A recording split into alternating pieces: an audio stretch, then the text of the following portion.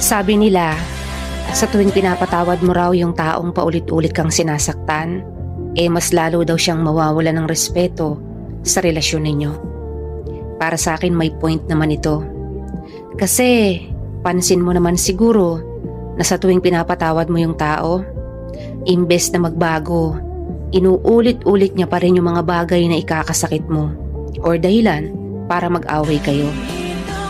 He or she will begin to ignore you kasi alam niyang hindi mo siya matitiis at alam niyang bibigyan mo siya ulit ng another chances. Hindi siya natatakot na mawala ka kasi alam niyang hindi mo naman kayang bumitaw sa relasyon ninyo. At alam mo ba kung bakit ka niya ginaganyan?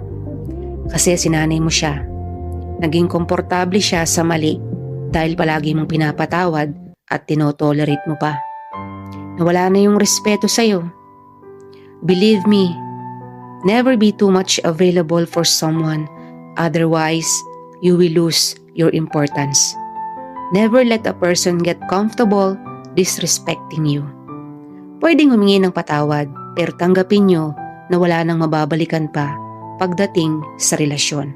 Isa pa, hindi madaling kalimutan ng nakaraan. Hayaan mong maging aral yung nangyari at dapat may natutunan ka. Mahirap kapag pabalik-balik ang problema, lalo na sa magulong relasyon. Treat your ex as an important but ordinary person, not as a friendship.